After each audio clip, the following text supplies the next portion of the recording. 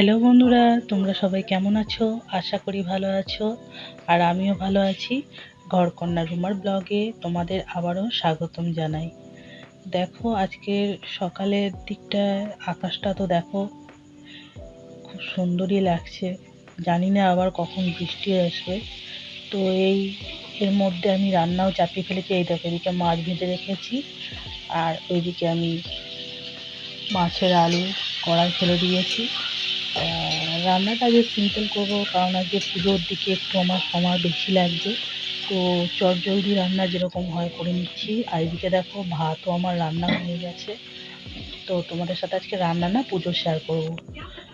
তো দেখো, আমার স্নান হয়ে গেছে, ওদিকে রান্নাও হয়ে গিয়ে স্নান করে ফেলেছি। এবার আমি পুজোর এখানে চলে এসেছি। তো এই সিংহাসনে প্রত্যেক সপ্তাহে তো প্রতিদিন তো সেইভাবে সিংহাসন নাড়ানো যায় না। তো বৃহস্পতিবার করে কি করতে হয়, পূজার জন্য যে ঠাকুরগুলো সমস্ত জামা কাপড় ছাড়াই, তার সাথে সিংহাসনটা একটু পরিষ্কার করে নিই। তো তার মধ্যে যেটুকু নোংরা থাকে সেগুলো একটু এই একটা কাপড় সার্ফের জলে চুবিয়ে একটুখানি নিকড়ে এইভাবে আমি মুছে নিই। তো সেরকমই প্রত্যেক সপ্তাহের মতন এইরকম সিংহাসনটাকে একটু ওই সার্ফের জলে কাপড়টাকে ভালো করে নিংড়ে নিয়ে সেটাকে আমি মুছে নিচ্ছি সিংহাসন। তো ওদিকে আমার রান্নাটা হয়ে গেছে, তোমাদের তো দেখালাম।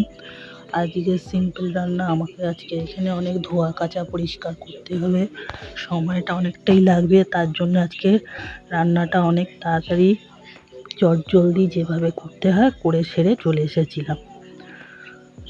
আর দেখো, তার প্রথম কাজ যেটা, সেটা তো সিংহাসনটা পরিষ্কার করে নিচ্ছি। তারপরে বাসন কোসনগুলো পরিষ্কার করব। তো চলো, আমি কিভাবে করছি সেটাই তোমাদের দেখতে থাকো।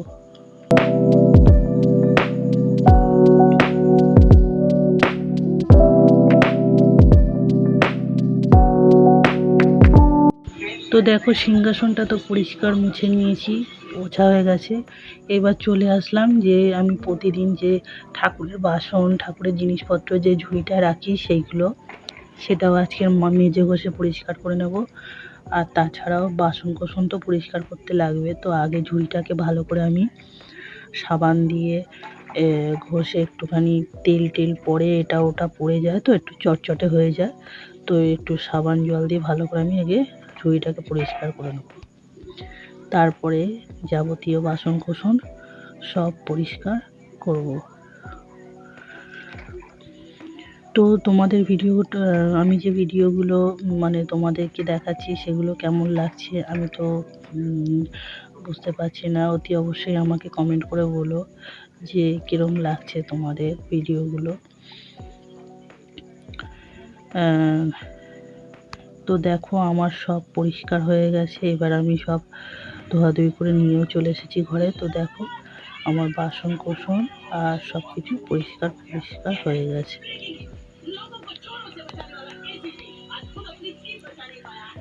তো প্রথমেই আমি কি করব, এই বাসনগুলোকে আগে সাইড করে নিচ্ছি। এইবার আমি এক সাইডে এই শিব ঠাকুরকে আগে মানে ভোলে বাবাকে আগে আমি স্নান করিয়ে নেব।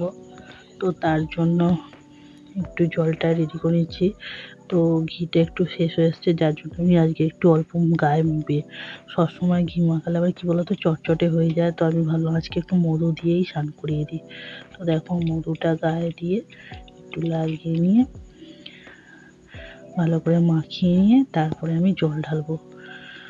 নমো গণেশায় নমো, কার্তিকেয় নমো, পার্বতী নমো, সিদ্ধিদাতা গণেশায় নমো। পার্বতীর নাম নিয়ে, গণেশের নাম নিয়ে বাবাকে স্নান করা। তারপরে বাবার নাম নিলে এতে কী হয় বলো তো, বাবা খুব সন্তুষ্ট হয়। তো জানি না, যে যেরকম পারে সেরকম করে। তো আমার মন থেকে যেরকম মনে হয় আমি সেইভাবেই করি। কী বলো তো, পুজোটা নিজের কাছে। তোমার যেরকম শ্রদ্ধা হবে তুমি করবে, ঠাকুর সেইটুকুতেই সন্তুষ্ট আমার মনে হয়। তো যাই হোক, এই দেখো বাবাকে স্নান করে নিচ্ছি। এবার আমি দুহাত জোর করে মন্ত্রটাও মনে মনে বলে নিলাম। তো এইবার আমি ভোলে বাবাকে একটা শুকনো কাপড়, শুদ্ধ কাপড় দিয়ে ভালো করে মুছে টুছে নিয়ে জায়গায় বসিয়ে দেবো।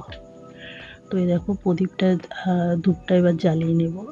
আর ওদিকে আমার ফুল টুলও ধোয়া হয়ে গেছে। আমি সমস্তটা তোমাদের সাথে যেটুকু পারি আগেই বলেছি, সেটুকু তোমাদের দেখানোর চেষ্টা করি যে আমি যতটা পারি তোমাদের দেখাই। তো যেটুকু চেষ্টা করি সেটুকুই তোমাদের সাথে শেয়ার করি। তো দেখো আমি কিভাবে পুজো দিচ্ছি।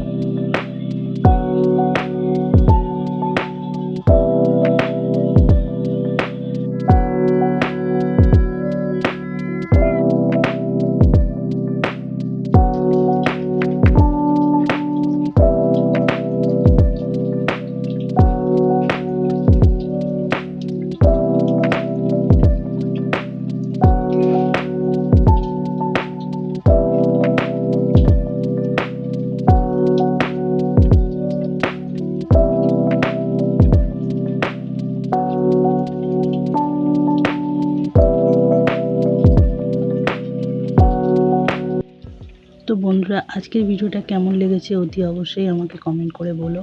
আর ভালো লাগলে চ্যানেলটাকে অবশ্যই সাবস্ক্রাইব করে নিয়ে আমার পাশে থেকো। তো দেখো ওদিকে পুজো আমার শেষ হয়ে গেছে, আর এদিকে পুজো শেষ হতে হতে হতে বৃষ্টিও চলে এসেছে। সকালের দিকে রোদ, এখন আবার বৃষ্টি, আবার কোনো সময় রোদ, কোনো সময় বৃষ্টি। তো আজকের মতন এই পর্যন্তই। পরবর্তী কোনো ভিডিও নিয়ে তোমাদের সাথে আবারও হাজির হব।